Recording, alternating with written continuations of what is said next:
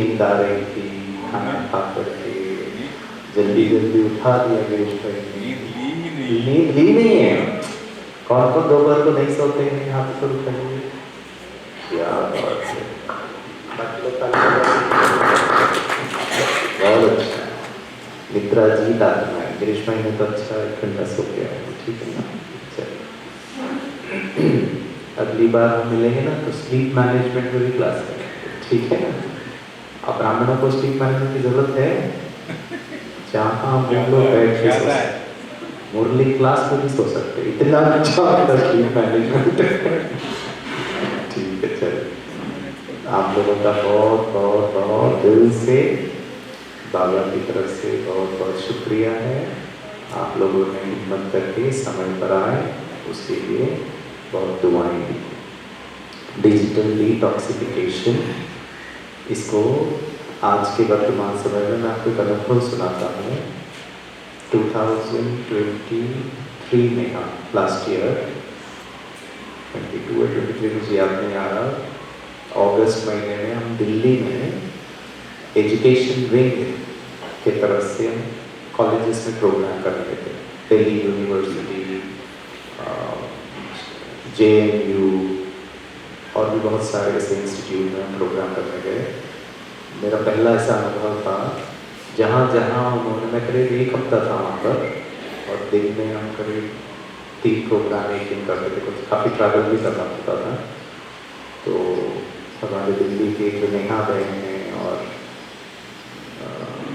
एक दो बहन भी हमारे साथ जाते थे। सुबह हम निकल जाते थे नगर सेंटर से, एक ही टॉपिक 1 हफ्ता मैंने सुना है। सब जगह टीचर्स ने कहा बच्चों को ये वाला टॉपिक, मैंने कहा माइंड मैनेजमेंट, बोला कोई मतलब नहीं। डिजिटल डिटॉक्सिफिकेशन, डिजिटल मोबाइल से टीचर्स ये देखते थे कि बच्चों का उसके प्रति जो रुझान है, जो अट्रैक्शन है या उसका यूसेज है, वो बहुत ज़्यादा बढ़ गया है। तो 1 हफ्ता हर कॉलेज में बच्चों को हमने डिजिटल डिटॉक्सिफिकेशन, ये बहुत ही रिलेवेंट टॉपिक। आप इसको अपने बायोडाटा में लिखेंगे ना तो कई इंस्टीट्यूट आपसे बोलेंगे हाँ ये बहुत ज़रूरी है आज के लिए। इवन घर में भी आप देखेंगे ना, लोग मोबाइल पे ज़्यादा बातें करते हैं, आपस में कम बातें करते हैं। और ये सब कलयुग का हीरा मोती है, जिससे दुष्परिणाम ज़्यादा है लेकिन दिखने में उसका अट्रैक्शन बहुत ज़्यादा है, ठीक है? आप में से कितने लोग हैं जिनके पास मोबाइल है? हाथ ऊपर उठाइए। अच्छा, आप नीचे करते हैं। हाँ जी, किसके पास है? 2 हाथ ऊपर उठाइए। अच्छा, वेरी गुड। अच्छा, अभी जिनके पास मोबाइल है लेकिन आपने उसको स्विच ऑफ कर दिया है, वो जरा हाथ ऊपर उठाएं। क्या बात है। और बाकी लोगों का साइलेंट मोड में है, साइलेंट है, बहुत गुड। डिजिटल डिटॉक्सिफिकेशन का जो आधार है, एक है टेक्निकल इंफॉर्मेशन। आप चिंता नहीं करिए, आप अपना प्रेजेंट, मैं कहाँ पे कॉपी कर रहा हूँ, मैं हरीश भाई से बात करता हूँ। जो भी सुबह का भी प्रेजेंटेशन, सुबह का प्रेजेंटेशन में मैंने आपको बाकी सब नहीं दिखाया, लेकिन वो भी मैं आपको दे दूँगा। आप मेरा नंबर भी ले लीजिए, आपको उसमें कुछ समझना हो तो आप फ़ोन करना, तो वो भी मैं आपको गाइड कर दूँगा। ये वाला प्रेजेंटेशन भी मैं आपको यहाँ कॉपी करके देखता हूँ। रंगनाथ भाई, हाँ मैं रंगनाथ भाई को दे दूँगा, तो वहाँ से आप सबको एडमिनिस्ट्रेटिव विंग की वेबसाइट से कहाँ कैसे करना है वो देखते हैं। जनरली उनका जो वेबसाइट है वहाँ पे हम अपलोड कर देते हैं, वहाँ से आप डाउनलोड कर सकते, वो ईजी रहेगा रादर देन एक पेन ड्राइव में कॉपी करते हैं। डिजिटल डिटॉक्सिफिकेशन का एक है टेक्निकल बातें और एक है उसका केंद्र बिंदु, उसका जो जान है, उसकी जो लाइफ है। तो लाइफ को हम डिस्कस कर लेते हैं, तो फिर बाकी टेक्निकलिटीज तो आप आसानी से समझ सकते हैं, ठीक है ना? डिजिटल डिटॉक्सिफिकेशन का जो आधार है वो 2 बातों में है। एक है, हमने सुबह के क्लास में समझा था, 5 सत्य को समझा था। पहला सत्य क्या था? मुझे 3 चीज़ों पर ही नियंत्रण है, मेरे मन, मेरे बुद्धि जो जो इमेजेस बनाता है, और मेरे संस्कार जो एक्शंस में डिवाइड करता हूँ।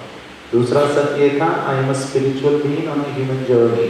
ठीक है, आपको लग रहा होगा गिरीश भाई को इतना सब याद कैसे है और कितना अच्छा अच्छा सुना रहा है। ये सब रटना पड़ता है, मेहनत करनी पड़ती है। और अवधेश दीदी सुबह सुना रहे थे ना, बाबा ने कहा कि हाँ ये बच्ची सुनाएंगी 10 पॉइंट, तो सब समझ में। जितना आप बोलना शुरू करेंगे, दूसरों को समझाना शुरू करेंगे, खुद को समझ में आ जाए। आपको मैं अपने जीवन का उदाहरण देता हूँ। ड्रामा प्लान अनुसार गिरीश भाई को टीचर बनना पड़ा। ऐसे मैंने ऐसे कभी सपना नहीं सोचा था लौकिक में मैं कभी बच्चों को पढ़ाऊंगा। हमने तो MBA किया था, उस समय तो लक्ष्य था बहुत धन कमाना है, बहुत अच्छे ऊंच पद में जाना है। लेकिन मैं पढ़ते पढ़ते हमको ज्ञान नहीं है, और जब हम ऑर्गेनाइजेशन में जॉब करने लगे तो पता चला भैया तो बहुत टेंशन वाला काम है, और समय ही नहीं मिलता था गाँव पे। 1-1.5 घंटा को ट्रैवल करके जाओ, शाम को ट्रैवल करके आओ, रात को पहुँचते पहुँचते 9 बज जाता था। फिर खाना बनाओ, और मैं खाना बनाने में एक्सपर्ट हूँ। कुमार जीवन के आधार से आपको मैं 30 वैरायटी का खिचड़ी खिला सकता हूँ, क्योंकि जब हम रात को 9-9:30 सुन लीजिए, ये पहले से ही ताली बजा के एक्साइटमेंट को खत्म कर रहे हैं। अब 30 प्रकार का खिचड़ी का आधार बता देता हूँ। हम रात को 9:30 बजे पहुँचते थे, थक गए, सुबह निकले हुए 7 बजे। अब जब खाना बनाने के लिए किचन में गए तो देखा राई नहीं, बिना राई वाली खिचड़ी पहला। दूसरा दिन बिना जीरा वाला खिचड़ा, तीसरे दिन बिना हल्दी वाली खिचड़ी, चौथे दिन बिना तेल वाली खिचड़ी। अब कौन वापस नीचे जाए, मार्केट में जाए खरीदे, छोड़ो ऐसे ही बनाओ। बाबा को भी वही खिलाते थे, हम भी वही खाते थे। 30 डिफरेंट वैरायटीज ऑफ खिचड़ी हम बना सकते हैं, जो आप कभी सोचे। हाँ जी, क्या चीज? बिना राइस की खिचड़ी, वो आप बनाना। और खिचड़ी कैसे बनेगी? तो बहुत अच्छे अनुभव है बाबा के बनने के बाद। अब क्या कर रहे खिचड़ी, कुमारों का तो यही हाल होता है, सब एक साथ डालो, सीधे लगाओ, खाओ जल्दी, फिर सोना है।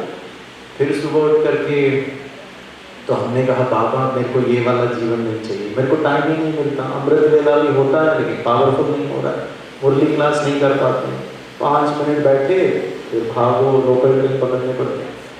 बाबा का बहुत बहुत मदद था कि घर के नज़दीक ही 3 किलोमीटर पे कॉलेज, तो वहाँ पर हमने अप्लाई किया। 3 बार उनका इंटरव्यू कॉल आया, तीनों बार मैं अटेंड नहीं करता।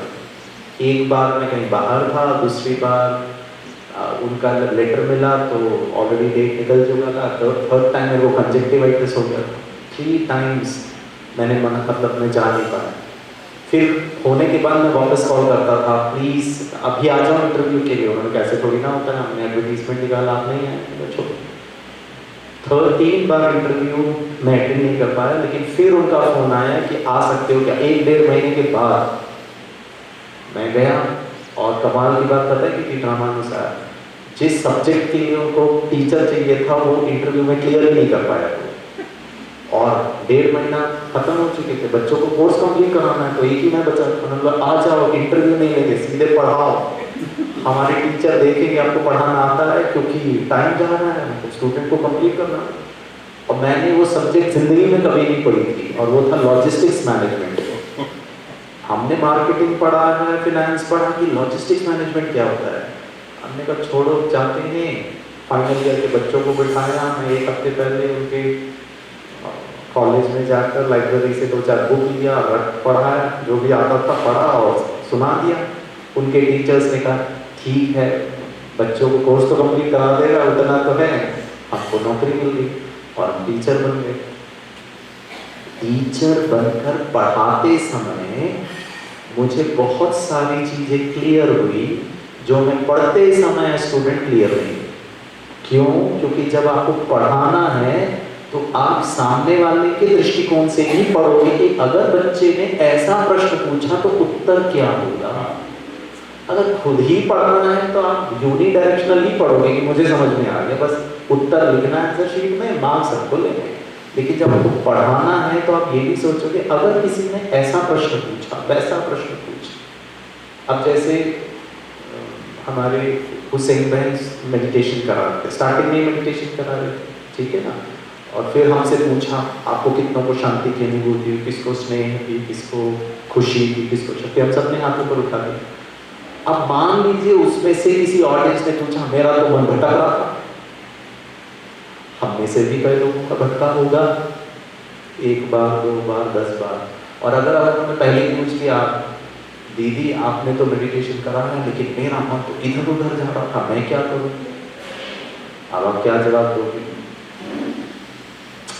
सो व्हेन आप मेडिटेशन का भी क्लास करा रहे हो, भले स्ट्रेस मैनेजमेंट में आपने 5 मिनट्स किया, आगे किया, पीछे किया, बीच में किया, जब भी आप करा रहे हैं, but then you are also thinking from if somebody asks a question। अगर किसी ने मुझसे प्रश्न पूछा कि दीदी हम कर तो रहे थे, म्यूजिक तो अच्छा था, लेकिन आप जो जो बता रहे थे मेरा मन तो लगा ही नहीं, तो क्या जवाब देंगे?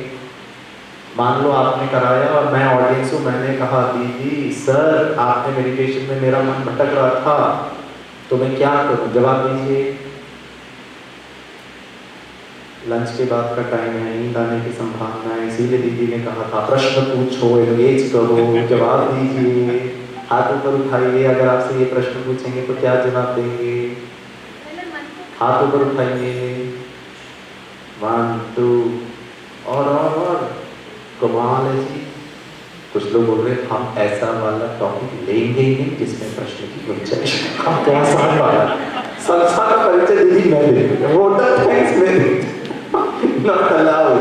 बोलिए सिस्टर, इधर इधर भाई साहब आप ही आ जाए, जिसको जिसको उत्तर देना।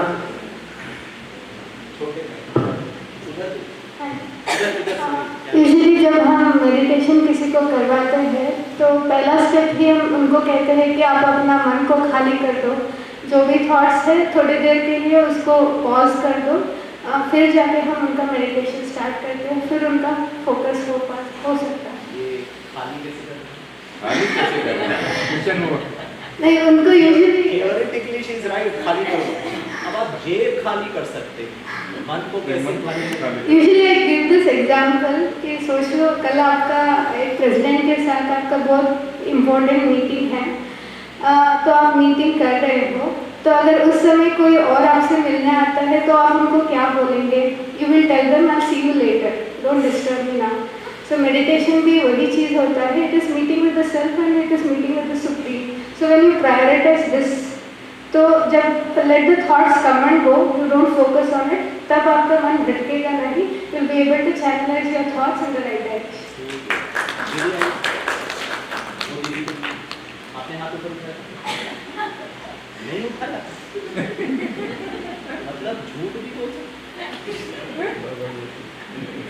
ओम शांति। जब किसी को हम मेडिटेशन कराते हैं, पहले उनको शांत करवाते हैं, बिठाते हैं, हालचाल पूछते हैं, फिर अपने आप भी थोड़ी देर के लिए जितना उन्होंने समय देते हैं वे, तो इतना समय उसके बाद अच्छा हाँ, अभी तक मेरे से किसी ने बोला नहीं है कि ऐसे क्वेश्चन, लेकिन फिर भी वो लोग जहाँ हम अशरीर हो जाते हैं या कमेंट्री देते हैं या मेडिटेशन के लिए 10 मिनट या 5 मिनट या 15 मिनट हम बिठा देते हैं, तो बाबा उनके मन को शांत करा ही देता है। अगर ऐसी हालतों में आत्माएं आती हैं हमारे सामने, तो बाबा के सामने फिर से बिठा देंगे, फिर से उनको शांति का अनुभव कराएंगे। ओम शांति।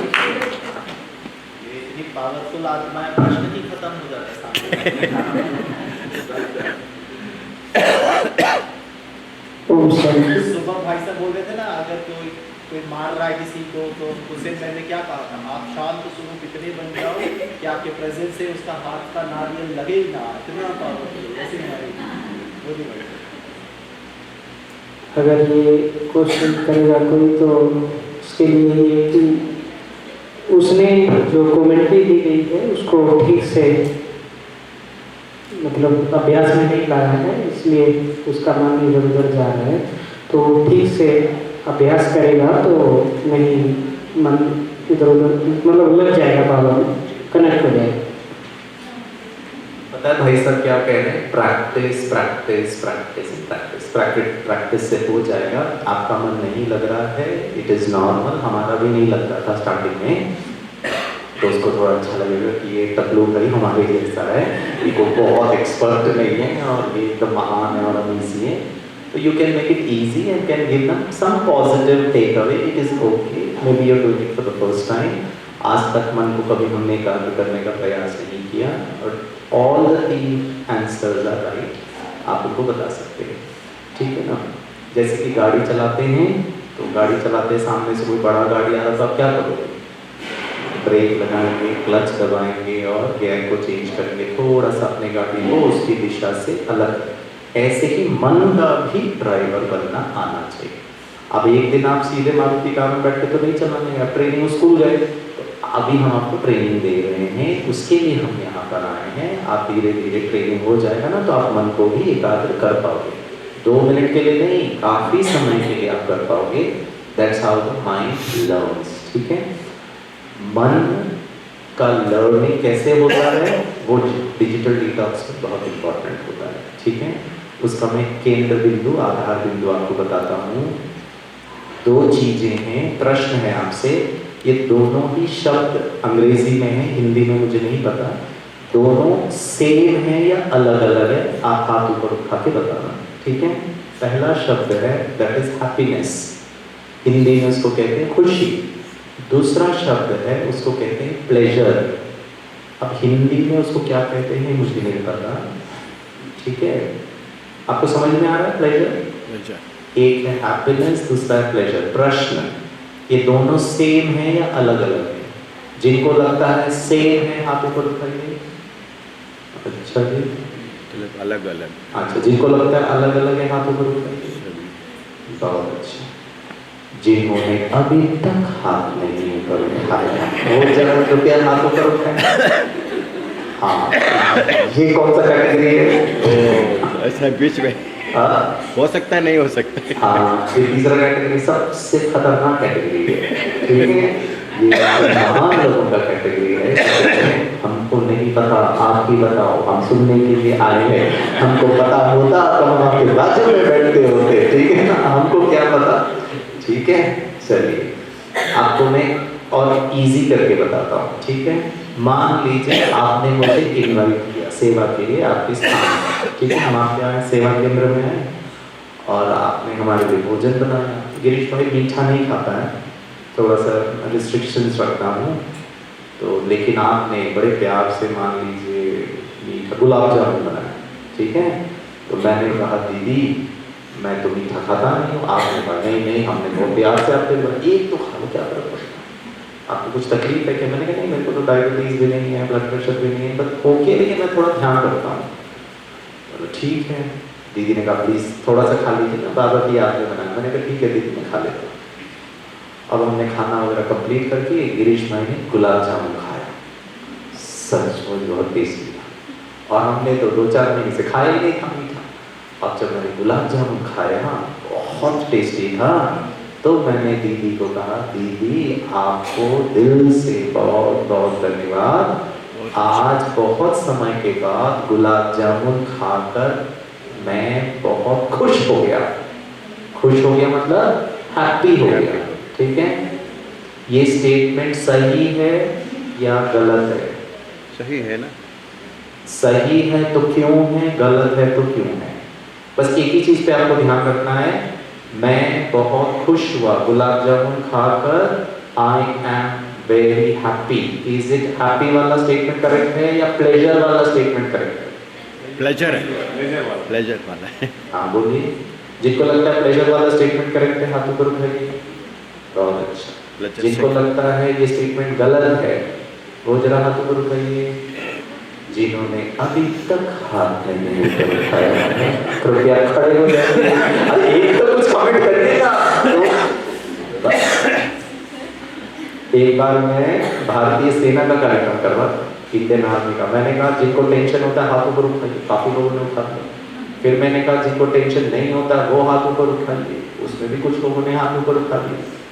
फिर मैंने कहा तीसरा कैटेगरी, जिन्होंने अभी तक हाथ नहीं ऊपर उठाया, ये कौन सा कैटेगरी है? तो उनके बड़े साहब बैठे हुए थे, सीईओ साहब, कमांडिंग ऑफिसर। उन्होंने कहा गिरीश जी मैं बता रहा हूँ तीसरा कैटेगरी, जैसे आप लोगों में भी बहुत सारे हैं ना वैसे उनमें भी। मैंने कहा ये तीसरा कैटेगरी कौन सा है? तो उन्होंने कहा गिरीश जी ये तीसरा कैटेगरी उन महान आत्माओं का कैटेगरी है जिनको हाथ ऊपर उठाने में टेंशन हो रहा है।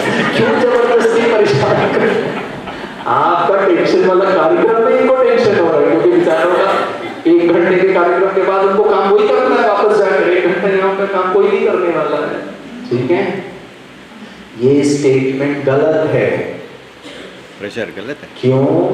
और मनुष्य की सबसे बड़ी एक कमी ये है कि वो हर प्लेजरेबल एक्सपीरियंसेस को, जिसमें उसको प्लेजर की अनुभूति हो रहा है, उसको वो समझता है कि खुशी हो रही है, खुशी हो रही है, आपसे मिलकर बहुत खुशी हुई, प्लेजर है या हैप्पीनेस? हाँ जी, हैप्पी हैप्पीनेस। क्या बात है, वो दीदी है ना सीधे बाबा वाली है, और मेरे क्लाम में तो किसी का मन भटक ही नहीं सकता, वो वाली आत्मा है, मास्टर सर्वशक्तिवान। ठीक है, चलिए इसका भेद समझते हैं, समझे? प्लेजर और हैप्पीनेस का डिस्टिंक्शन आ जाएगा ना, तो डिजिटल डिटॉक्सिफिकेशन आसानी से हो जाएगा। नंबर 1, प्लेजर, पहला difference, pleasure is always is in consumption, खा के, देख के, सुन के, पहन के, मिल के। Pleasure is always experienced is in receiving. Happiness is in giving. उदाहरण, आपने गुलाब जामुन बनाया, गिरीश भाई ने खा लिया, आपने सबके लिए बनाया। सेंटर पे एक छोटी बहन है, उन्होंने आप बड़े दीदी को कहा दीदी आज का गुलाब जामुन मैंने जिंदगी में देखा, इतना टेस्टी, एक और ले लो। एक लास्ट पीस गुलाब जामुन बचा था जो दीदी अपने लिए रखती थी, दीदी खुद नहीं खाती है, छोटी बहन को परोस के खिलाती है। प्लीज बताइए दीदी को हैप्पीनेस या प्लेजर? माँ खुद ना खाए बच्चे को खिलाए, हैप्पीनेस या pleasure? Happiness is in giving. और इसीलिए बाबा के यज्ञ में ये बार बार टोली देना, बार बार गिफ्ट देना, बार बार। हमने इतना गिफ्ट पा लिया है इस संगम युग में, मैं दुकान खोल सकता हूँ, टॉवल का, बेडशीट का, कपड़े का, बैग का, बैग का भी दुकान खोल सकता है, अभी तक शॉल का अपने पास सारा मौजूद रखता है, जो दुकान खुलेगी, दुकान खोल सकता हूँ अगर स्टार्टिंग से जमा करके रखता था तो। Is in giving. भले 20,000 लोग आए हैं, हर दिन अनाउंसमेंट होता है, जिन्होंने अभी तक याद सौगात नहीं दी है, मुरली के बाद सीधे कॉन्फ्रेंस। भगवान दाता है, हमें भी देना, स्थूल चीजें भले दो ना दो, यहाँ से तो बहुत कुछ देना है, देने से आत्मा की दुआएं और क्वालिटी बढ़ती है। ये मैंने नहीं लिखा है, इज इन गिविंग और रिसीविंग, ये साइकोलॉजिस्ट बताते हैं जिन्होंने इस पर बहुत अध्ययन किया है, और उस फील्ड का नाम है पॉजिटिव साइकोलॉजी। सुबह मैं आपको बता रहा था ना, स्ट्रेस, डिप्रेशन, एंजाइटी, भले हम उस पर ज़्यादा हमने चिंतन नहीं किया, मतलब हमने शेयर नहीं किया, वो भी साइकोलॉजी है। लेकिन वर्तमान समय में 1990s में एक नया ब्रांच खुला जिसको कहते हैं पॉजिटिव साइकोलॉजी, और उसमें साइकोलॉजिस्ट इस बात पर संशोधन रिसर्च करते हैं, खुशी का विज्ञान क्या हो सकता है, अफ्लुएंस का विज्ञान, फुलफिल्ड लाइफ का विज्ञान, उसके पीछे भी कोई बेसिस होना चाहिए, और उसमें उन्होंने ये सब चीजों पर रिसर्च किया। तो पहला अंतर क्या है? प्लेजर कैसा होता है? खाने से, हाँ, रिसीविंग से। उसका दूसरा अंतर है, प्लेजर की अनुभूति हमेशा कर्मेंद्रियों से होगी, हैप्पीनेस कर्मेंद्रियों के परे वाली अच्छी फीलिंग को हैप्पीनेस कहते हैं। इंग्लिश में कहते हैं pleasure is visceral in nature, science student, visceral. Happiness is ethereal, beyond the body. हाँ, अति इंद्रिय सुख, आनंद वाली अवस्था, कर्मेंद्रियों से नहीं। अर्थात योग में, आप योग में भी इसको इंप्रूव कर सकते हो। बहुत गहराई, बहुत हाई फाई लोग हैं जिन्होंने ऑलरेडी कुछ मेडिटेशन अभ्यास किया अलग अलग संस्थाओं में, उनको आपको गहराई पर मेडिटेशन लेके जाना है तो उनको बोल सकते हैं ऐसे ही बैठकर, बिना गीत सुने, बिना लाल लाइट, बिना कमेंट्री, ऐसे ही शांति की अनुभूति, सुख की अनुभूति, आनंद की अनुभूति 5 मिनट, बिना कुछ करने का था, बिना कुछ देखे, बिना कुछ सुने, बिना कुछ सोचे। मैंने आपको सुबह बताया ना, मन और आत्मा के बीच का वो जो स्पेस, अशरीरी, बिना अशरीरी हुए हे आत्मा, वेद, देह के संबंध, देह की दुनिया की बातों को भूल, अब परम धाम में मुझे, ये तीनों को यहाँ रख करके आपको वहां जाना है। और अगर परम धाम में भी मच्छर काट रहा है, सॉरी, हम तो परम धाम में थे, तो मच्छर काटने में कहां से अनुभूति हो गया? बहुत सूक्ष्म है। अशरीरी, हमारी दादियां, मैंने देखा गुलजार दादी को लास्ट क्लास में, जब दादी की तबीयत ठीक नहीं थी, बॉम्बे में थी, दादी होती नहीं थी यहाँ पर लिस्ट में, दादी के शरीर में इतनी बीमारियां, दादी जैसे कि कहते हैं ना भक्ति मार्ग में समाधयो, समाधि वाली स्थिति। समाधि में ऐसी होता है ना, पुराने जमाने में चित्र देखा होगा, जंगल में बैठा है तपस्वी ऋषि, यहाँ पेड़ उग रहे हैं, पहाड़ी है, जंगल, he is not in the world. वैसे ही हमको अनुभव करना, 1 मिनट के लिए 60 सेकेंड मर जाइए, डेड बॉडी को ना गीत सुनाई नहीं देगा, ना पंखा लगाऊंगा वैसे, मैं आत्मा शांत, और लाइट गई, ये वाली नहीं, वो वाली डबल लाइट, कहाँ गया शांति? मैं बीकेस के लिए बता रहा हूँ, दुनिया वालों को ये सब नहीं बता ना, ठीक है? जो भी आत्मा है ना, ठीक है? Pleasure is always experienced through sense organs. Happiness can never be experienced through sense organs.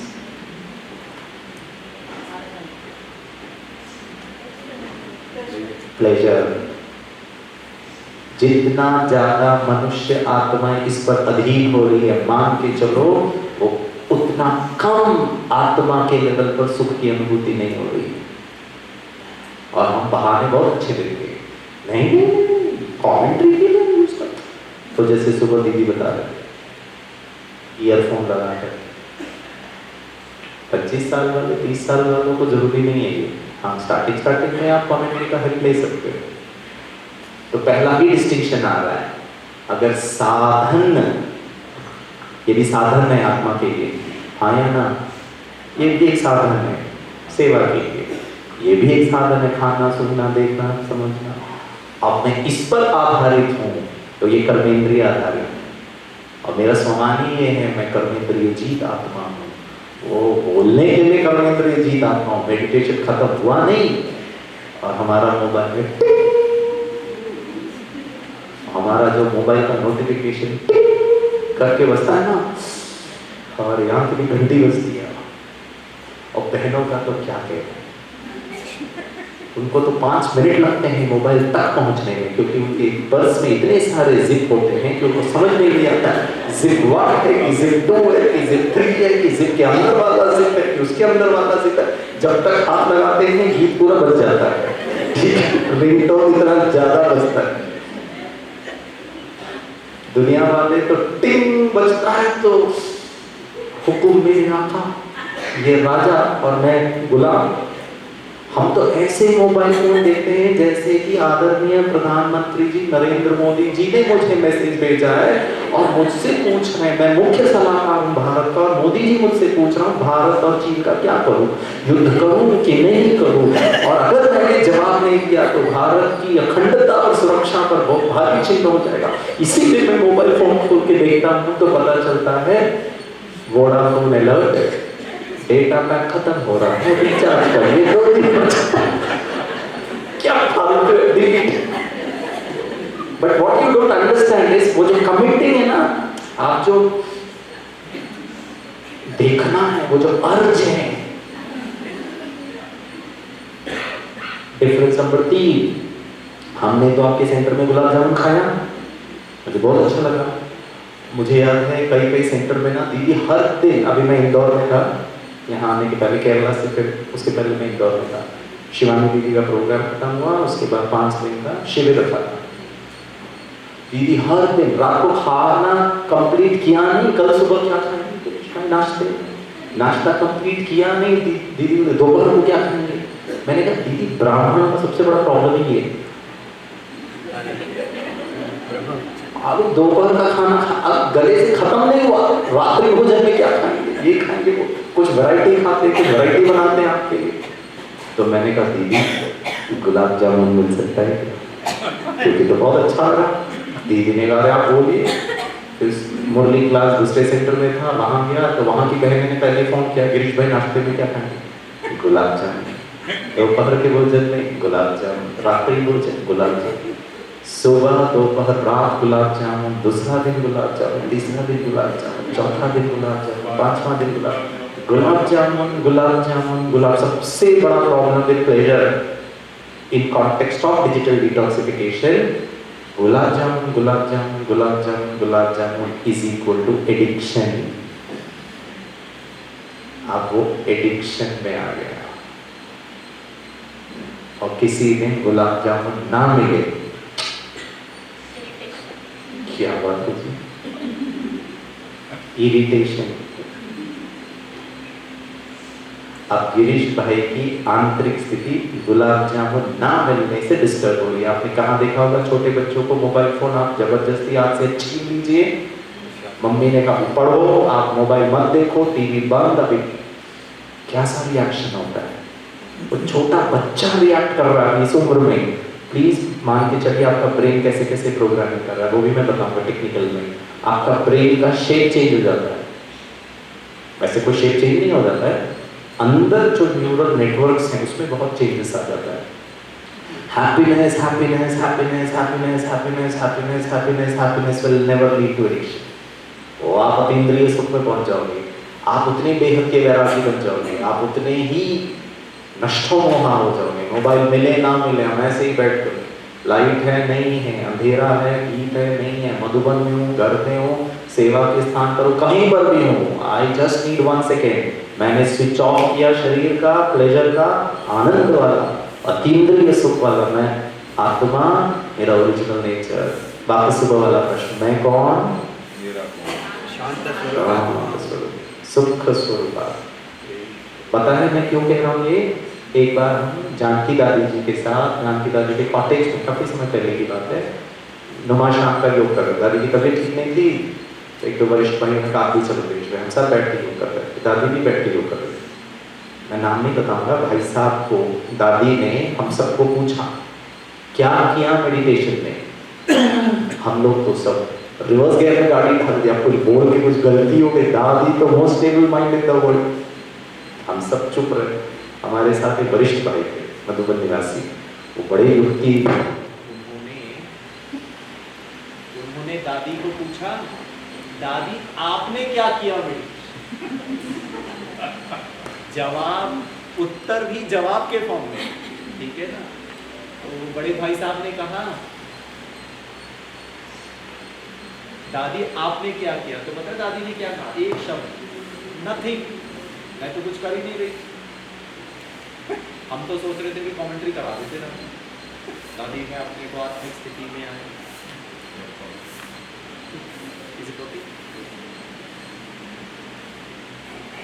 दीदी मैं आत्मिक स्थिति में, फिर परम धाम में, बाबा से शक्ति, मैं तो ये सब सोच रहा था। और दादी ने क्या जवाब दिया? नथिंग मतलब क्या? एक सेकेंड में, एक सेकेंड में मैं अपने और माइक काम थोड़ी ना, माइक मत दूसरा दिया।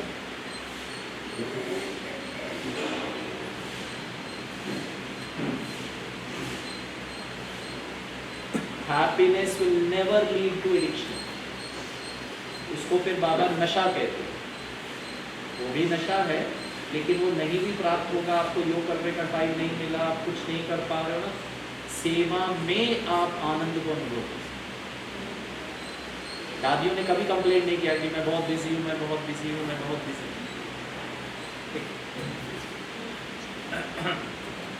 ठीक है। तीसरा अंतर, पहला अंतर प्राप्त करने से प्लेजर होता है, देने से हैप्पीनेस होता है। दूसरा, प्लेजर इज ऑलवेज थ्रू कर्मेंद्रिया, happiness is beyond senses. Happiness is beyond senses. तीसरा, pleasure will lead to addiction. Happiness will not lead to addiction. Lot of unpleasurable activity will lead to long-term happiness. बहुत सारा pleasure अच्छा लगने वाली चीजें ना करने से बहुत ज्यादा खुशी की प्राप्ति होगी। उदाहरण, हाँ, बहुत सारा प्लेजरेबल चीजें को त्याग करने से, नहीं करने से हमको बहुत ज्यादा खुशी की अनुभूति हो सकती है, लॉन्ग टर्म बेनिफिट। उदाहरण के तौर पर, कल सुबह मैंने अमृत वेला का अलार्म रखा 3:30 बजे, और मान लीजिए यहाँ थोड़ी ठंडी बढ़ गई, ठीक है, नींद ही तो सुबह आएगी। मैंने कहा 5 मिनट के बाद उठो, बस 5 मिनट। आपका अनुभव क्या है? 5 मिनट के बाद उठ पाते हो? फिर तो सीधे उठ रहे 4:45 को, अमृत वेला खत्म। मान लीजिए मुझे सुबह उठ के एक्सरसाइज करना है और मैं नहीं उठा, बस 5 मिनट सोता हूँ, आपने एक्सरसाइज नहीं किया। सोने में प्लेजर, लेकिन एक्सरसाइज ना करने से हेल्थ, आपको लॉन्ग टर्म हैप्पीनेस नहीं होगा। मैं बॉर्डरलाइन डायबिटीज हूँ, डॉक्टर साहब ने मना किया, गिरीश ज्यादा मीठा खा लोगे तो आपका डायबिटीज बढ़ जाएगा। और दीदी ने यहाँ पे बनाया है पायसम, मैसूर पाक, चलो ठीक है, मैसूर पाक हर दिन थोड़ी ना खाते हैं, सीताराम कभी कभी तो खाते हैं, चिंता की कोई बात नहीं है। यहाँ से मैसूर पाक, 2 मिनट के बाद यहाँ पे इंसुलिन।